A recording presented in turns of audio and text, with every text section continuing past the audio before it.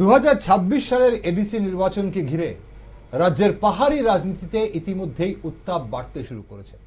যদিও এখনো আনুষ্ঠানিকভাবে নির্বাচনের নির্ঘণ্ট ঘোষণা করা হয়নি, তার আগেই প্রার্থী তালিকা প্রকাশ করে বড় ধরনের রাজনৈতিক বার্তা দিয়েছে বামফ্রন্ট।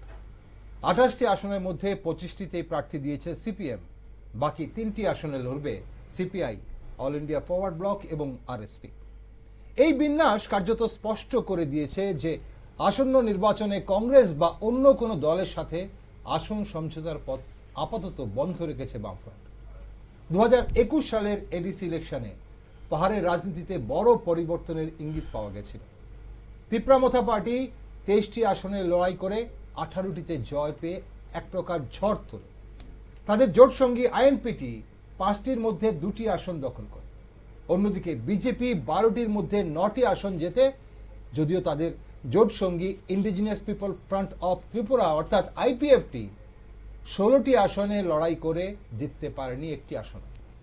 আর সিপিএম নেতৃত্বাধীন বামফ্রন্ট 28টি আসনে লড়াই করে শূন্য হাতে ফিরেছিল। সামনেই এডিসি ইলেকশন, দিনক্ষণ এখনো ঘোষণা হয়নি, তবে একদিকে পাহাড়ে যখন তীব্র হচ্ছে মথা এবং বিজেপির সংঘাত, তখন সবার আগে প্রার্থী তালিকা প্রকাশ করে রাজনৈতিক মহলে নতুন আলোচনা জন্ম দিয়েছে বামফ্রন্ট। প্রশ্ন উঠছে, গত 5 বছরে উন্নয়নের প্রতিশ্রুতি কতটা বাস্তবায়িত হয়েছে? এবার কি উন্নয়নের হিসেবেই ভোট দেবে পাহাড়ের মানুষ, নাকি অধিকার ও দাবি আন্দোলনের রাজনীতি হয়ে উঠবে মূল ইস্যু? এবার কার ওপর ভরসা রাখবে পাহাড়? নমস্কার, আমি দীপেন আর আপনারা দেখছেন নিউজ ভ্যানগার্ড। সংগঠিত শক্তি, উন্নয়নের প্রতিশ্রুতি, নাকি দীর্ঘদিনের দাবি আন্দোলনের রাজনীতি, কোন সমীকরণ নির্ধারণ করবে ত্রিপুরার পাহাড়ের আগামী রাজনৈতিক মানচিত্র? তা নিয়ে একটি বিশেষ টক শোতে আজ আমার সাথে রয়েছেন রাজ্যের দুজন বিশিষ্ট সাংবাদিক। রয়েছেন সাংবাদিক সঞ্জীব দেব এবং সাংবাদিক মণিময় রায়। আপনাদের দুজনকে স্বাগত আজকের অনুষ্ঠানে। ত্রিপুরার রাজনীতিকে খুব কাছ থেকে দেখেছেন আপনারা, খুব কাছ থেকে আপনারা স্টাডি করেছেন বলবো আমি, অবশ্যই আপনারা দুজনেই। মণিময়, আপনার কাছে প্রথমে আসি। আজ পাহাড় কোন দিকে ঝুঁকছে? সোজা সাপটা প্রশ্ন আমার। পাহাড় এই মুহূর্তে দাঁড়িয়ে নিশ্চিতভাবেই তিপ্রামথার দিকেই তাদের স্ট্রেংথটা বেশি এই মুহূর্তে দাঁড়িয়ে। তবে এটা ধরে রাখা কতটুকু সম্ভব হবে আরো দিন গেলে বোঝা যাবে, কারণ এই মুহূর্তে সিপিআইএম দল 28টা আর লেফট ফ্রন্ট 28টা প্রার্থী ঘোষণা করে দিলেও যে ব্যাপক পরিমাণে সাংগঠনিক যে তারা পেয়ে গিয়েছে রাস্তা বা মাটি পেয়েছে, প্রচারও শুরু করে দিয়েছে। প্রচারের কিছু কিছু ইয়েও পাওয়া যাচ্ছে, জৌলুসও দেখা যাচ্ছে, কিন্তু সাংঘাতিক রকমের, কারণ এই মুহূর্তে প্রচারে নামেনি আইপিএফটি তিপ্রামথা এবং বিজেপি, সেইভাবে নামেনি। অল্প স্বল্প কিছু কিছু কিছু কিছু তারা সভা করছেন। ওইগুলি এই মুহূর্তে দেখে এই জায়গায় দাঁড়িয়ে হিসেবটা করা যথেষ্ট কঠিন হয়ে যাবে কাদের হাতে। তবে এর গত 1-1.5 বছরে তিপ্রামথার যা ক্ষমতা বা দক্ষতা যদি বলতে পারেন, যে কিভাবে লোক জড়ো করতে হয়, এই দক্ষতার হিসেব যদি আমরা দেখি, তাহলে নিশ্চয়ই তিপ্রামথা অনেকের থেকে এগিয়ে আছে এই মুহূর্তে। তবে অর্থনৈতিক বিষয় ইত্যাদি বিষয় যেগুলো যখন আলোচনা আসবো, তখন নিশ্চয়ই এগুলি আরো বিশ্লেষণ করা যাবে। মানে টাকা, সুতো, কম্বল, জলের ড্রাম ইত্যাদি বিলি শুরু হয়েছে, তার পরিপ্রেক্ষিতে বলতে পারি খুব গুরুত্বপূর্ণ একটা কথা বলেন আপনি, যে অনেক কিছু বিলি শুরু হয়েছে। এখন পাহাড়ের ভোটাররা কি এবার সেই দাবি আন্দোলনের রাজনীতিকে গুরুত্ব দেবে, নাকি মানে বাস্তব উন্নয়নকে প্রাধান্য দেবে? এটা একটা বিরাট বড় প্রশ্ন। সঞ্জীব বাবু, আপনার কি মনে হয়, আপনি কি দেখছেন?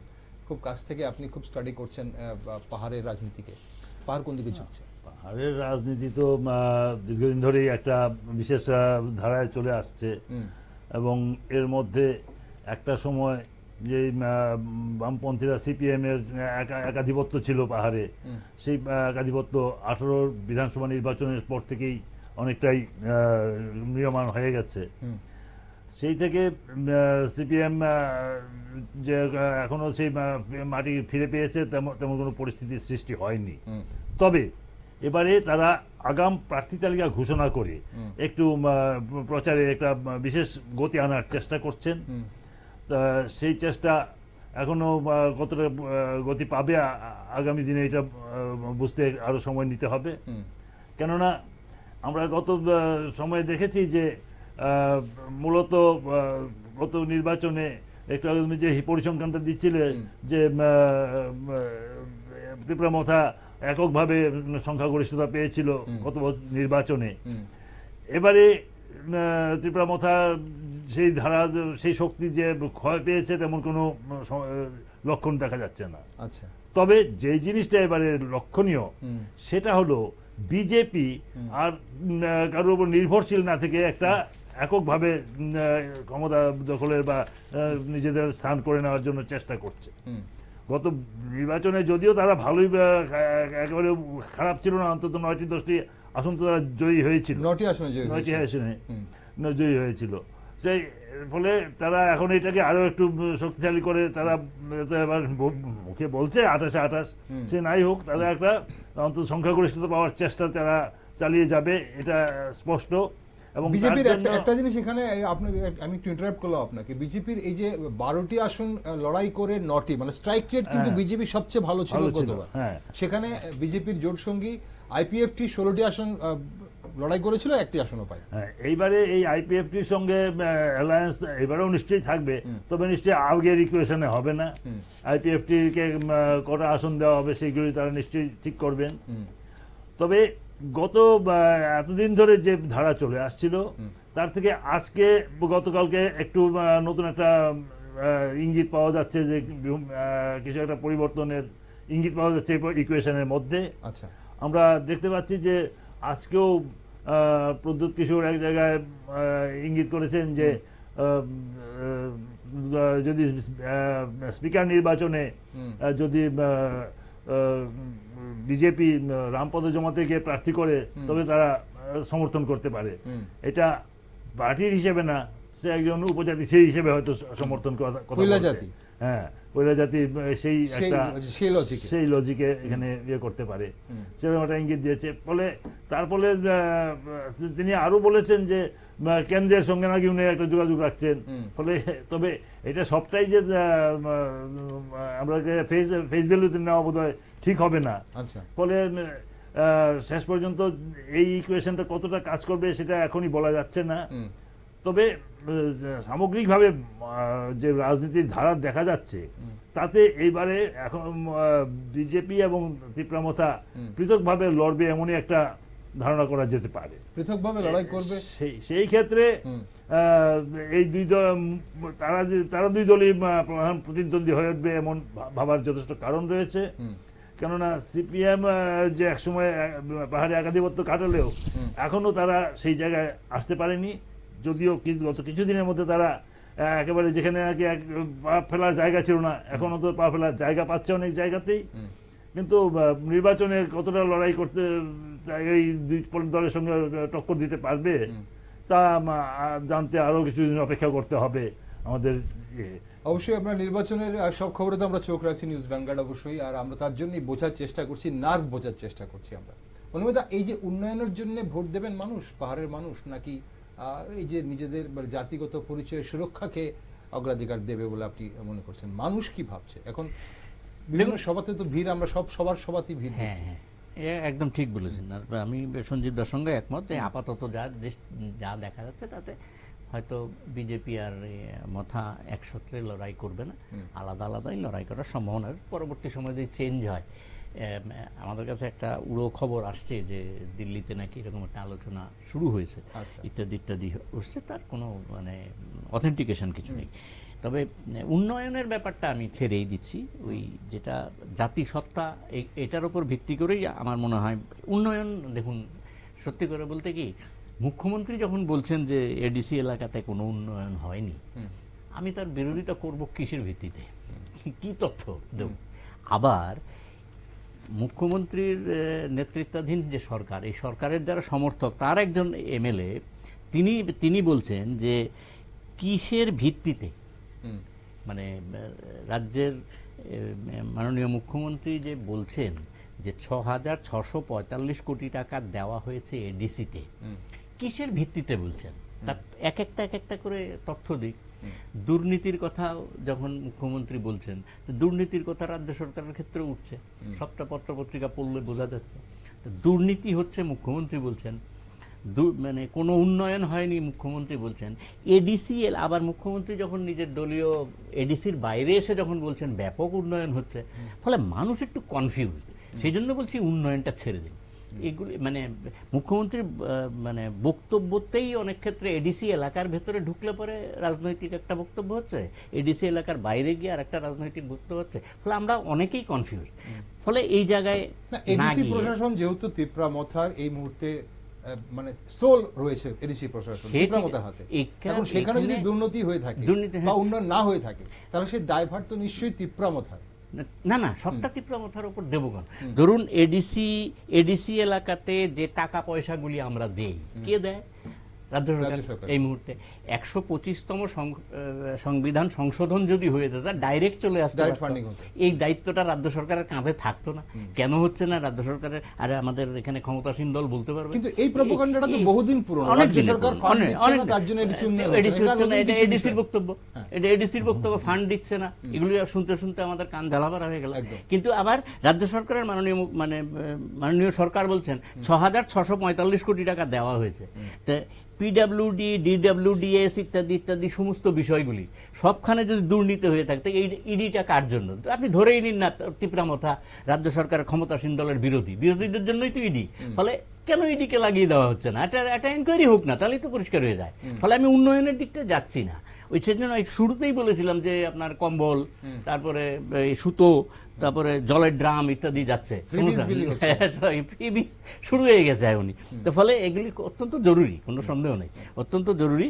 কিন্তু এই জায়গায় দাঁড়িয়ে আর রাজ্য সরকারে বিরোধী পক্ষ মানে এডিসির যারা ক্ষমতাসীন তারা রাজ্য সরকারেও আছেন, এডিসিতে যারা এই মুহূর্তে ক্ষমতাসীন তার বিরোধী দল এই মুহূর্তে রাজ্য সরকারে আছেন। ফলে একটা অদ্ভুত ইকুয়েশন এখানে কাজ করছে। সেই ক্ষেত্রে সেই জায়গায় দাঁড়িয়ে মুখ্যমন্ত্রী বলছেন কোনো উন্নতি হয়নি, সুতরাং আমরা এখানে আর উন্নয়নের কথাটা আর বলছি না। দেখুন, সঞ্জীব দাও বলেছেন যে বামপন্থীদের এখন ওই জায়গায় ওই মাটিটা এখনো খুঁজে পায়নি, পেলে ভালো হতো, তাহলে অনেকেই অনেক কাজ করতে পারতেন। 1990তেও এখানে আমি খুব ভুল না বললে টিউজিএস, আইপিএফটি বা আইএনপিটি, আইপিএফটি মিলে করেছিলেন, এডিসি দখল করেছিলেন, এবং 2000 সালেও করেছিলেন, আইএনপিটি ক্ষমতায় এসেছিলেন। এই জায়গায় দাঁড়িয়ে তার পরবর্তী সময় সিপিআইএম ঘুরে দাঁড়িয়েছিল, ঘুরে ওই এই জায়গাটা নিয়েছিল। তখন তারা ক্ষমতায় আসলেও সিপিএমও ছিল, সিপিএমকে ওই সময় যথেষ্ট শক্তি একদম জিরো ছিল না। 21-এর আগে 16তে যে নির্বাচন হয়েছিল, এডিসি নির্বাচন, সেখানে এবং ছিল, এবং না ওই 90তে সঞ্জীব দা যেটা ধরিয়ে দিলেন সেটা হচ্ছে 90তে টিউজিএস ক্ষমতায় থাকলেও সিপিআইএম ছিল, প্রেজেন্স ছিল, এবং 2000-এ তো মানে রীতিমতো লুট করে নিয়ে নিল সবাই। তো এই পরিপ্রেক্ষিতে 2000ও ওখানে ছিল, বামফ্রন্ট জিরো ছিল না। ফলে এই ফুটটা পাওয়া মুশকিল।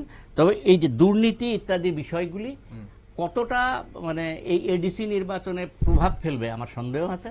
তবে জাতি বিষয়টা, ওই যে পুইলা জাতি ইত্যাদি ইত্যাদি বিষয়গুলি, এবং এই ল্যান্ড রিকুইজিশন, তারপরে ল্যান্ড রাইটস, কালচারাল হেরিটেজ, এই সমস্ত বিষয়গুলি কিন্তু এখন আস্তে আস্তে আস্তে আস্তে ছোট ছোট কাজ করছে। তারপর এরপরে হচ্ছে যেটা এই মানে ককবরক যে ভাষা, লিপির প্রশ্নটাও এখন এই জায়গায় মানে মূল বিষয়ে দাঁড়াবে। হাস্যকর হলেও ঘটনা যে এই মুহূর্তে অর্থনৈতিক বিষয়টা মানে রাজনৈতিক কোন চর্চার ভেতরে আসছে না এডিসি নির্বাচনে এখন অবধি, এই আজকে অবধি। রাজনৈতিক যে বিষয়টা, অর্থনৈতিক বিষয়টা কোনো অবস্থাতেই এই জায়গায় আসছে না। কেন? এই জায়গায় প্রশ্ন করলে কিছু কিছু আর্ধেক উত্তর পাওয়া যায়। সেটা হচ্ছে যে সীমান্তবর্তী অঞ্চল থেকে 10 কিলোমিটার পর্যন্ত নিরাপত্তার দায়িত্ব ব্যাপকভাবে সীমান্তরক্ষী বাহিনীকে দিয়ে দেওয়া হয়েছিল আগে, এটা 50 কিলোমিটার পর্যন্ত হয়েছে, যার ফলশ্রুতিতে মানে উপজাতিদের পরিস্থিতি কি গিয়ে দাঁড়াবে, এই পরিস্থিতির ল্যান্ড রিফর্মসের দায়িত্বটা কোথায়? যদিও ল্যান্ড রিফর্মসের জন্য শুধুমাত্র একটা সরকারকে একটা জায়গায় দিকে এখানে 3টে দপ্তর দায়ী থাকেন, ল্যান্ড রিফর্মের জন্য রেভিনিউ টেভিনিউ, অন্যান্য ফরেস্ট রেভিনিউ ইত্যাদি ইত্যাদি দেয়। সমস্ত বিষয়গুলি চিন্তা ভাবনা করে অর্থনৈতিক বিষয়টা তো একটা প্রাধান্য পাওয়ার কথা না, অর্থনৈতিক অবশ্যই এই প্রাধান্যটা কি আছে, মানে আমার আমি কাছে রাজনৈতিক দলের মধ্যে আছি কিনা।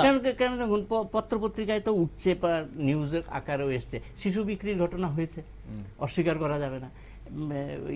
খোয়াইয়ের ডিএম সেই শিশুকে ফেরত এনে তার বাবা মাকে ফেরত দিয়ে দিয়েছে, এটা তো সত্য ঘটনা। এই ধরনের ঘটনা তো ঘটছে। সুতরাং অর্থনৈতিক ব্যাপারটা আসবে না ইলেকশনের ক্ষেত্রে, তা আসছে না। দেখুন এই তুইপ্রা ল্যান্ড আসছে না, আমরা কিভাবে বলছি সেটা জনসভায় যদি না আসে তাহলে কি আসছে না? জনসভার বক্তৃতা মানুষের মধ্যে কি সেই সমস্যাটা বা সেই ইস্যুগুলো কি ব্যাপকভাবেই আছে, কিন্তু জনসভার ভেতরে যে মানুষগুলি আছে প্রশ্ন করার সুযোগটা কোথায়? আপনি দেখবেন যে সমস্ত বক্তব্য, এই যে ধরুন মাননীয় মুখ্যমন্ত্রী দুর্নীতি হয়েছে, দুর্নীতির তো একটা তদন্ত হবে, দুর্নীতি হলে টাকা এগুলিতে যাবে কি করে? এডিসি নির্বাচন মানে সন্দেহের দানা তো বাঁচছে। আপনি যে মানে এই সর্বশেষ যে বক্তব্য তীব্রমাথার প্রধান তার এবং রাজ্যের মাননীয় মুখ্যমন্ত্রীর সর্বশেষ বক্তব্যগুলি আপনি দেখবেন, সেখানে অর্থনৈতিক বিষয়গুলি ব্যাপকভাবে মানুষের কাছে জায়গা পেয়েছে বলে আপনার মনে হচ্ছে না? ওকে, সঞ্জীব, আপনার কি মনে হয় এই জায়গাটাতে? মানে এই যে বলা হচ্ছে যে বিভিন্ন যে ইস্যুগুলো এডিসি নির্বাচনের আগে, এখন যে ইস্যুগুলো, নির্বাচন যে কোনো দিন ঘোষণা হয়ে যাবে, কিন্তু ইস্যু কি আছে? শাসক দল বলছে উন্নয়নের কথা, প্রতিশ্রুতি। এখন আর বিরোধীরা বা শাসক বলতে এখন তীব্রামথা যারা এডিসিতে যারা শাসক, তারা এই মুহূর্তে জাতিগত পরিচয়কে, সুরক্ষাকে এবং জাতিগত দাবি তাদের কাছে মূল হাতিয়ার। নানান কারণে এই ইলেকশনে জাতিগত প্রশ্নটাই সামনে এসে গেছে এবং প্রদ্যোৎ বিক্রম কিশোর এটাকেই বেশি করে হাইলাইট করছেন। কেননা বিজেপির সবচেয়ে দুর্বলতা হলো উপজাতি এলাকায় সেই সাংগঠনিক ইয়েতে এখনো প্রদ্যোৎ কিশোরের সঙ্গে পাল্লা দিতে হচ্ছে তাদেরকে। সেখানে বিজেপি কতটা শেষ পর্যন্ত করতে পারবে এটা এখন নিশ্চিত করে বলা যাচ্ছে না। বিজেপির এই পাল্টা হিসাবে প্রদ্যোৎ কিশোর দেখছেন যে, কারণ উন্নয়নের প্রশ্ন যখন আসে তখন যেমন তারা একে বলতে পারেন, আবার এডিসির হয়ে তাদের জবাবদিহি করারও একটা প্রশ্ন আসে। তাই সেই ক্ষেত্রে তাদের একটা দুর্বল অবস্থায় হয়ে যাচ্ছে, কেননা এডিসি এলাকার বিভিন্ন স্কুল বা সেগুলিও যথাযথভাবে চলছে না। সেখানে দেখাতে গেলে তাদের ইয়ে পড়বে। ফলে তীব্রামথা সমস্ত বিষয়টাকে একটা জাতিগত দিকে নিয়ে যাওয়াটাকেই তাদের পক্ষে সুবিধাজনক বলে মনে করছে। পক্ষান্তরে বিজেপি এই জিনিসটাকে কাটিয়ে উন্নয়নের কথা বলতে চাইলেও বলতে চাইছে এবং উন্নয়নের বিভিন্ন জায়গায় যেমন রাস্তাঘাট বা রেলওয়ে ইত্যাদির উন্নয়ন অগ্রগতি হয়েছে এইসব তারা দেখাতে চাইছেন এবং বিভিন্ন প্রকল্পের আওতায় যেগুলো হচ্ছে বিভিন্ন স্কিম টিম করে তারা মানুষকে কাছে টানার চেষ্টা করছেন। সেই প্রয়াসটা জারি রয়েছে এবং আগামী দিনগুলিতে যে এইটা আরো বেশি বাড়বে। তবে মাথাও যে বসে আছে তা না, এডিসি থেকে তারাও বিভিন্ন সময়ে, যেমন কিছুদিন আগে অটো দেওয়া হলো বা বিভিন্ন জায়গায় বিভিন্ন সুযোগ সুবিধা দেওয়া হচ্ছে, তাদের শক্তি অনুযায়ী তারা দিচ্ছেন। রাজ্য সরকারের মতো দিচ্ছেন। এইগুলি তো আছেই, এইগুলি নির্বাচনের ছাড়াও অন্য সময়ও এগুলি হয়। নির্বাচনের সময় এগুলি একটু হয়তো বেশি হয় এবং নির্বাচনের সময়ে আরো দলীয়ভাবেও হয়তো আরো অনেক রকম ইয়ে হবে। সেই দিক থেকে জাতিগত যে পরিচয়গুলিকে কাজে লাগানোর জন্য চেষ্টা করছেন। আমরা দেখেছি কিছুদিন আগে মুখ্যমন্ত্রী এখানে উপজাতি সর্দারদের নিয়ে বৈঠক করেছেন। গতকালকে প্রদ্যোৎ কিশোর হালাম সর্দারদের নিয়ে বৈঠক করেছেন। এই যে জাতিগত ইকুয়েশনগুলিকে কাজে লাগানোর জন্য বিভিন্ন সব দুই দলই ব্যাপকভাবে তাদের প্রয়াস জারি রেখেছে। এইটাও ভোটের ফলে অনেকটাই প্রভাব ফেলবে। ভোটের প্রচারের ক্ষেত্রেও সেইটার একটা প্রভাব থাকবে। সেই প্রভাবটা কতটা ভোট বৈতরণী পার করার ক্ষেত্রে কতটা ভূমিকা নেবে, এটা আরো যত দিন এগুলো তত স্পষ্ট হবে। সেই দিক থেকে একটা বিষয় আমরা এখনই যেটা দেখতে পাচ্ছি যে মূলত এই দুইটা দলের উপরেই এখন নির্বাচনের গতিটা নির্ভর করছে। কংগ্রেস দল থাকলেও তারা যদিও বলেছে তারা 28 আসনে প্রার্থী দেবে, হয়তো দেবে, কিন্তু কংগ্রেস 21 দিয়েছিল 28টি আসনে প্রার্থী। নর্থের কিছু কিছু আসনে তাদের কিছু ভোট পাওয়ার একটা ইয়ে থাকলেও সারা রাজ্যের অন্যান্য জায়গায় তেমন কিছু প্রভাব ফেলতে পারবে কিনা কতটা, গতবার 2.24% ভোট পেয়েছিল কংগ্রেস। সেই সেটা এবারেও হয়তো 2021 সালে কথা বলছি, 21-এ। হ্যাঁ, তো এবার সিপিএমও গতবারের সাথে হয়তো একটু ইয়ে করবে, কিন্তু তারা জয়ের মতো জায়গায় কতটা যেতে পারবে তা সময়ই বলবে, এখনই এই ব্যাপারে বলা। তবে মূল প্রতিদ্বন্দ্বিতায় যে বিজেপি এবং তীব্রামথা থাকছে, এটা মোটামুটি এখন তীব্রামথা আপনার কথা অনুযায়ী বা যেটা সবাই বলছেন এই মুহূর্তে, যে তীব্রামথা তাদের আধিপত্য বজায় রাখার চেষ্টা করছে, সেটা তো স্বাভাবিক। কিন্তু শাসক দল বিজেপিও কিন্তু মানে একদম সর্বশক্তি নিয়ে এই মুহূর্তে আমরা দেখছি যে মানে পাহাড় দখলের জন্য ঝাঁপাচ্ছে। এদিকে বিরোধীদের পাহাড়ে ছোট ছোট পকেটে নিজেদের একটা প্রভাব বাড়াচ্ছে বলেও কিন্তু খবর রয়েছে, বিশেষ করে বামফ্রন্ট। তাহলে কি মানে এই যে ভোট কাটাকাটির সমীকরণ কি কোনো বড় ধরনের চমক দিলেও দিতে পারে? ওইগুলি কিছুটা হচ্ছে, এটা কতটা চমক দেবে বলা মুশকিল। ঠিক মনে হয়। আপনার কি মনে হয় এই যে সমীকরণ, দুদিকে যখন এরকম হাড্ডাহাড্ডি লড়াই হচ্ছে, তখন অল্প কিছু ভোটও কিন্তু চমকে দিতে পারে অনেক? আজকের দিনের কথা যদি আমরা বলি, মানে প্রদ্যুৎ কিশোর দেববর্মনের একটা ব্যক্তিগত ইমেজ, যে আপনার 8ই জানুয়ারি 2019-এর পরে, মানে দ্যাট ইজ ওই যে মাধববাড়ির ঘটনার পরে যে জায়গায় চলে গিয়েছিল, সবাই যদি বিতর্কের খাতিরে বলে না কিছুটা স্থলন ঘটেছে, সেটা নিয়েও অন্যদের থেকে এগিয়ে আছেন ওনার যে ব্যক্তিগত ইমেজটা পার্বত্য ত্রিপুরা। আপনি যে পকেটগুলির কথা বললেন, কিছু কিছু জায়গায় নিশ্চিতভাবেই পকেটগুলিতে সিপিআইএম, কংগ্রেস, সঞ্জীব দা যেটা বললেন, এদের দীর্ঘদিনের পুরনো এই জায়গাগুলি রয়েছে এই কিছু কিছু ভোটের। কিন্তু ভোটের মানে ফলাফলের দিক থেকে এটা বিশাল কিছু পার্থক্য করে দেবে, এটা ভাবার কোনো কারণ এখনো দেখা যাচ্ছে না এই মুহূর্তে, আজকের দিনে দাঁড়িয়ে দেখা যাচ্ছে না। কারণ একটা মানে শুধুমাত্র লেফট ফ্রন্টই তো তাদের 28 জনের প্রার্থী ঘোষণা করেছে। সিপিএম যদি কিছু ভোট পায় তাহলে কার ভোট পাবে? এখানে সিপিএম এর নিজস্ব ক্যাডার বেসে একটা ভোট আছে, যেটা 21-এ যেটা সিপিএম পায়নি। যদি সিপিএম এর ভোট পার্সেন্টেজ বাড়ে তাহলে সেটা কার কিছুটা এদিক ওদিক হবে, এটা যে কোনো দিক থেকেই আসতে পারে। মানুষের মধ্যে তখন সিপিএম এর ভোটটা মূলত বিজেপির দিকে চলে গিয়েছিল, বিজেপি ভেবেই। তখন যারা গেছিল তারা বিজেপি ভেবেই তারা গেছে, পরবর্তী সময় তারা মোথাকেও ভোট দিয়েছে। কিন্তু এবারেও সেই ভোটটা তাদের কাছ থেকে কিছুটা চলে আসবে হয়তো, কিন্তু এটা বিরাট কিছু সংখ্যা পরিবর্তনের ইঙ্গিত করবে তেমন কোনো ট্রেন্ড কিছু দেখা যাচ্ছে না। কারণ গতবারের ভোটের যদি আপনি হিসাব দেখবেন, কিছু ভোট কিন্তু 100 ভোটের নিচেও ডিফারেন্স হয়েছে। একটা গঙ্গানগরের ক্ষেত্রে দেখবেন 66 ভোটার লাইক দ্যাট এরকম হয়েছে। আর বেশ কিছু সিটে 250, 260 এরকম ভোটও খুব কম, ভোটও খুব কম, ফলে খুব এটা ওই 100-150 এরকমই হয়। ফলে গতবারে যদি আমরা হিসাব দেখি, মানে vote of percentage 12.46% vote CPM পেয়েছিল এবং 0.67% সিপিআই পেয়েছিল। এটা যদি ধরেন অলমোস্ট 13.5-এর মতো, এটা যদি 20-20 চলে যায়, 20-22 চলে যায়, তাহলে হয়তো এক একটা সিটে কিন্তু গন্ডগোল হয়ে যাবে, ফ্যাক্টর হয়ে যেতে পারে। এবং এটা তীব্রামথার একজন 20% হলে একটা না অনেক কটা সিট, 20% হলে সমস্যা হয়ে যাবে। এবং সমস্যাটা মানে আজকের দিনে দাঁড়িয়ে আমরা অতটা টের পাচ্ছি না ভোটে, আস্তে আস্তে ব্যাপারটা ক্লিয়ার হবে। কারণ ইয়ের ক্ষেত্রে মানে তীব্রামথা দলের সামনের দিকে লিডারশিপের সঙ্গে মাঝে কথা হচ্ছিল, আমি নামটা বলবো না, বেকায়দায় ফেলবো না, তাহলে উনি বলছেন অন্তত সাউথের 3টে সিটে সিপিআইএম অনেকের থেকে এগিয়ে আছে, আমাদের থেকে। ওনার বক্তব্য এটা পরবর্তী সময় দেখা সাউথে। এখন আর বিজেপির কি হচ্ছে, বিজেপির আসলে গতবারের যদি সিট ধরেন তাহলে দেখবেন ধলাইতে বিজেপি ভালো রেজাল্ট করেছিল। আপনি যদি দেখবেন সম্ভবত 8টা সিট আছে, ওরা 4টেই বোধহয় পেয়ে গেছিলেন তখন, 4-3 ছিল না একটা। পরবর্তী সময় যিনি নির্দল হিসেবে দাঁড়িয়েছিলেন উনি বিজেপিতেই যোগ দিয়েছেন। ফলে এই জায়গায় দাঁড়িয়ে ধলাইতে বিজেপির স্ট্রেংথটা এই মুহূর্তে কোন জায়গায় দাঁড়িয়ে বলা মুশকিল। এবং লাস্ট বন্ধের সময়, বন্ধের দিন যে ঘটনা আমরা দেখেছি, এখানে আরেকটা পয়েন্ট আমি আপনাদেরকে মনে করিয়ে দিই, যে এখানে যে 9টি আসন বিজেপি জয়লাভ করেছিল তার মধ্যে 3টি আসন কিন্তু আনরিজার্ভড সিট ছিল।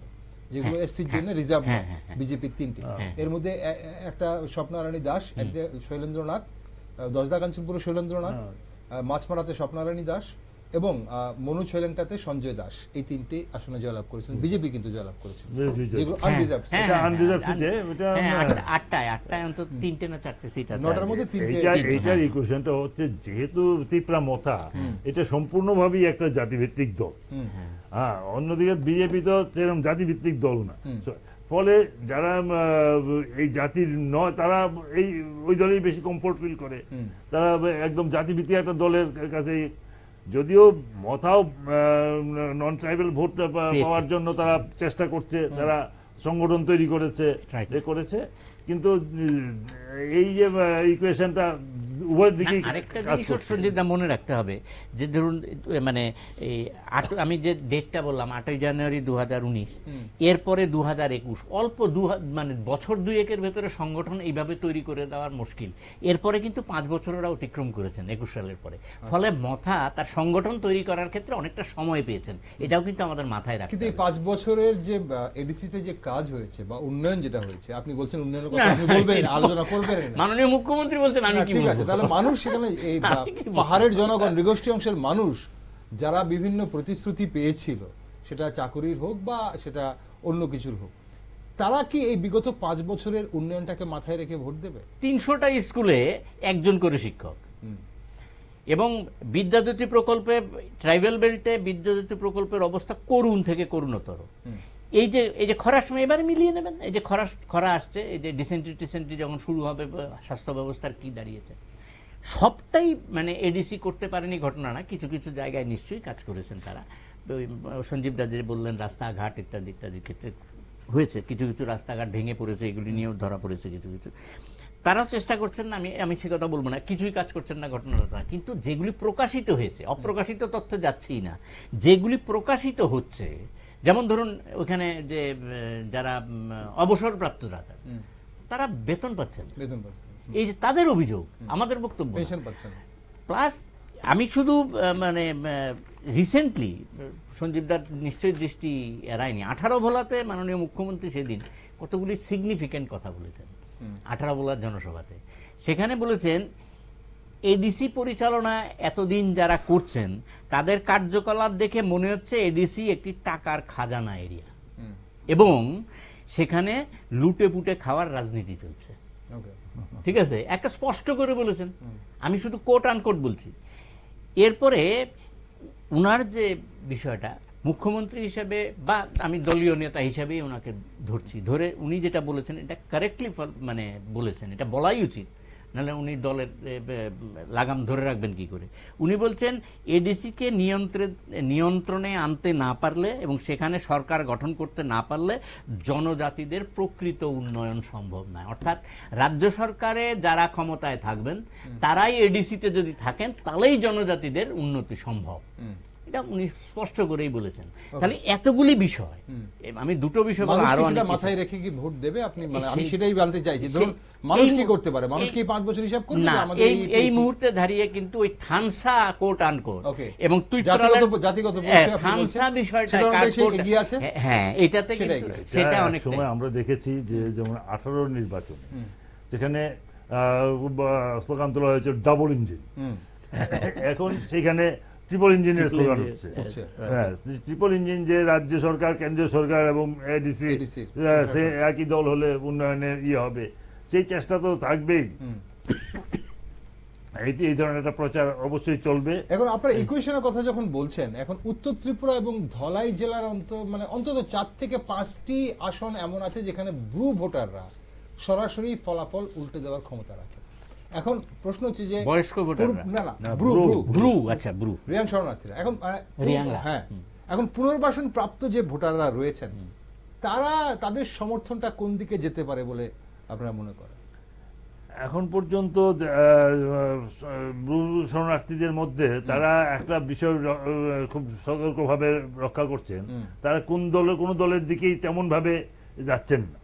আমরা দেখেছি যে তীব্রামথার নেতারাও সেখানে গেছেন, বিজেপি নেতারাও গেছেন, তারা হয়তো নেতৃস্থানীয় যারা আছেন তারা তাদের সঙ্গে কথা বলেছেন। একই নেতারা দেখেছি যে দুই দলের নেতাদের সঙ্গে কথা বলেছেন। মানে এই একটা জায়গায় তারা খুব সতর্কভাবে নিজেদের একটা এলুপ করে রাখছেন, কোনো দিকে কমিটমেন্টের দিকে যাচ্ছেন না।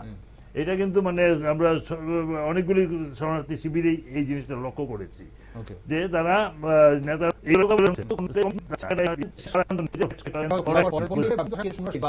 ব্যাংক ট্রান্সফার এসবের কারণে একটা মানে বড় অংশ বিজেপির প্রতি মানে সহানুভূতিশীল হতে পারে, কিন্তু চ্যালেঞ্জ হচ্ছে যে মানে তারা চাইছে যে এই যে ব্রুদের ভূমিপুত্র বা তিপ্রাসা পরিচয়টা মানে সেটার আওতায় চেষ্টা, তাদের চেষ্টা পক্ষান্তরে বিজেপির যে প্যাকেজ দিয়েছে তারা এটাকে এনকেশ করার চেষ্টা করছে।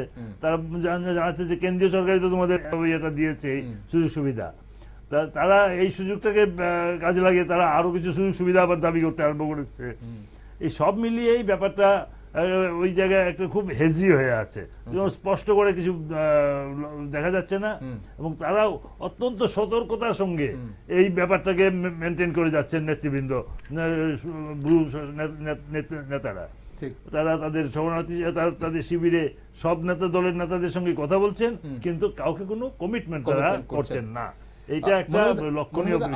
আপনার এখানে এই জায়গাটায় কি মনে হয় এটা চাইবো, আর সঙ্গে আরেকটা জিনিস চাইবো, এই যে আমরা যেটা শুরুতেই বলছিলাম যে বামফ্রন্ট যে আগে ভাগে যে তালিকা প্রকাশ করলো, এটা কি ঘোষণা, মানে বামফ্রন্টের এই ঘোষণা থেকে কি প্রমাণ হয়? মানে এটা কি মানে মাফ করবেন, এই সংগঠন একটা পুনর্গঠনের কৌশল, নাকি মানে হারানো জমি ফিরে পাওয়ার একটা মরিয়া চেষ্টা? ব্রু শরণার্থীর এটা আগে বলি যে রিয়াং শরণার্থী, আমি সঞ্জীবদার সঙ্গে একমত। তারা একটা জিনিস খুব ভালো করেছে, ওরা কিন্তু কোন দিকে ঝুঁকে গিয়েছে এখন, এখন বোঝা যাচ্ছে না। পশ্চিমবঙ্গে যেমন ওই যে মথুয়া ক্ষেত্রে যেরকম একটা বোঝা যাচ্ছে ওরা সরে যাচ্ছে, পূর্বতন ইয়ে থেকে সরে যাচ্ছে, যেহেতু তারা ওই এসআইআর এর ক্ষেত্রে তারা ভিকটিম হয়ে গেছে, এই সময় সরে যাচ্ছে।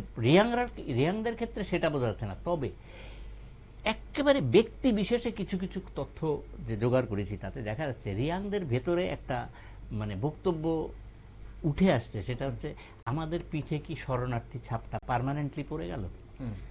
এই যে বিষয়টা, এই সেন্টিমেন্টটাকে কাজে লাগানোর চেষ্টা করছে অনেক রাজনৈতিক দল, যে আমরা এগুলি থেকে মুক্তি দেব আলটিমেটলি।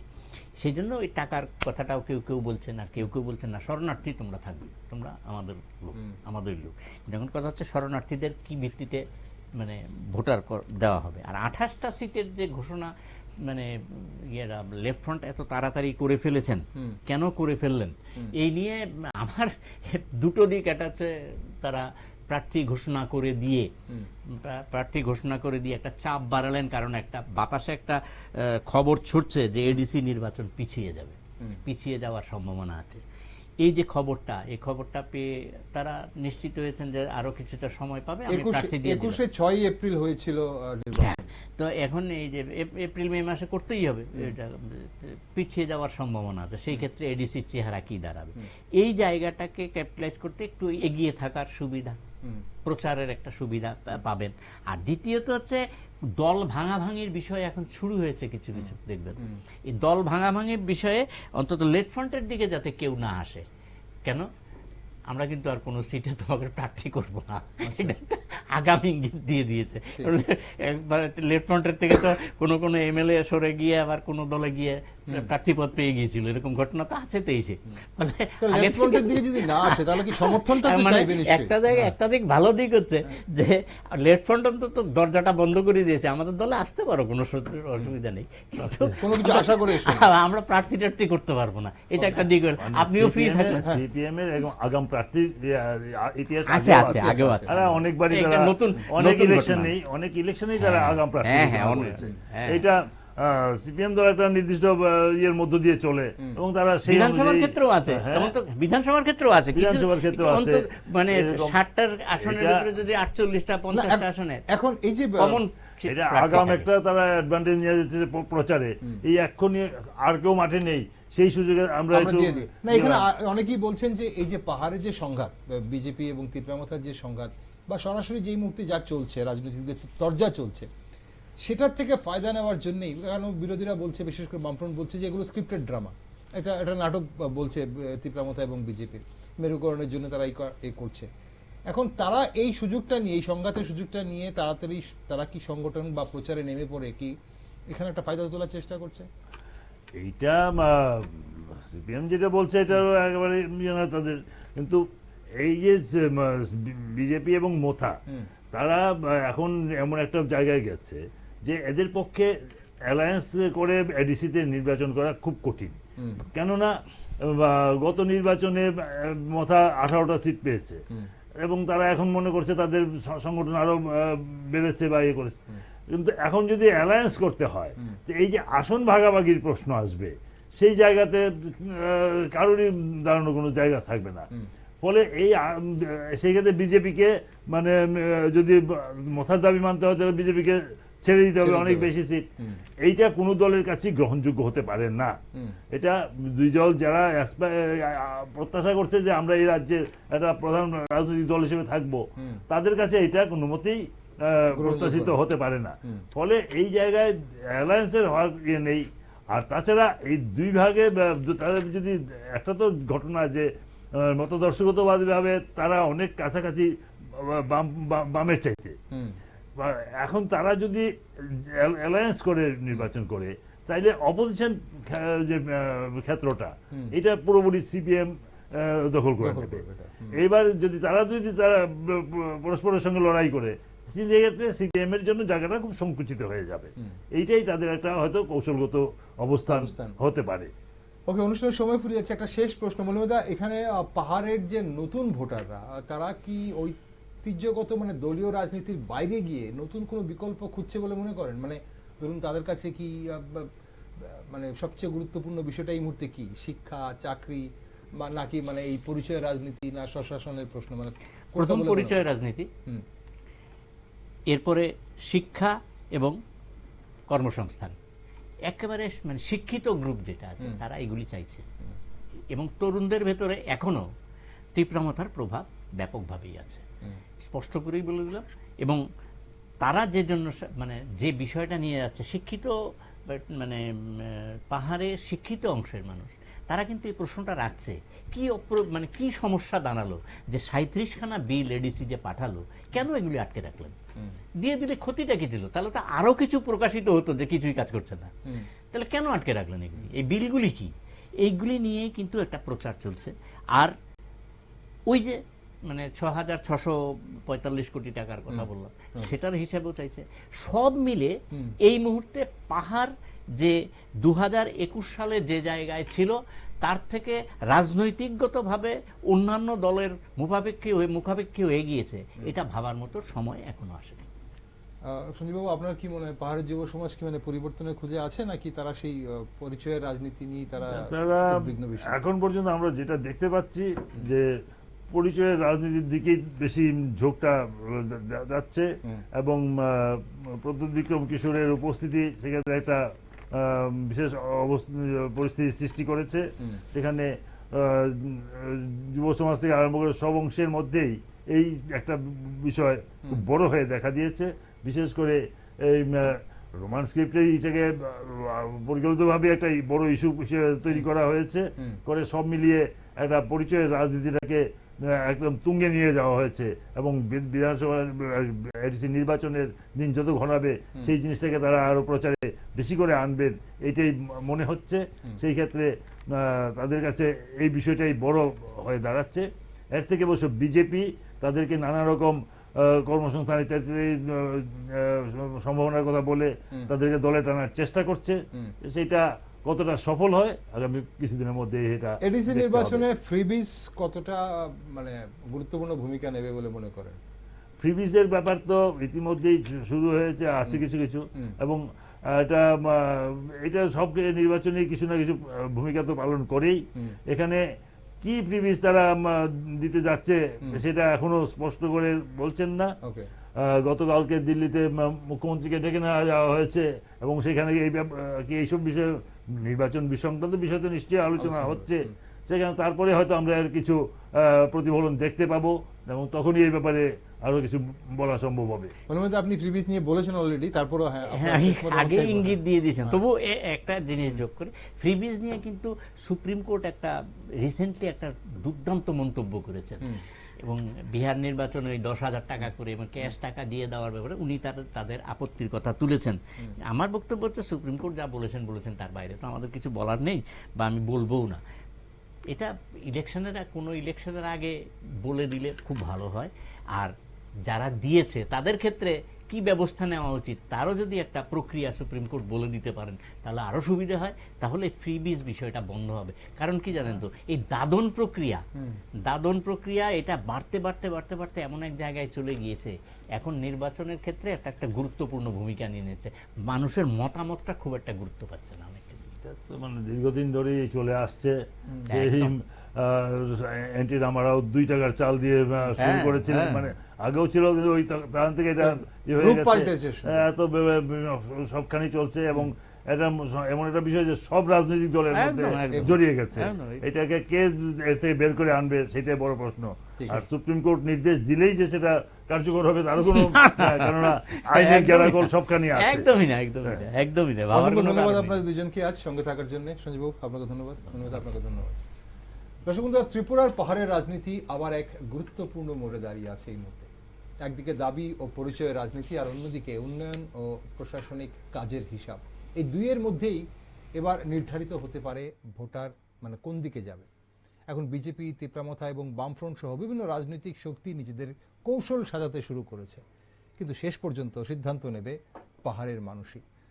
তারা কি দাবি আন্দোলনের ধারাকে আরো শক্তিশালী করবে, নাকি উন্নয়নের প্রতিশ্রুতির উপর ভরসা রাখবে, সেদিকে অবশ্যই আমাদের নজর থাকবে।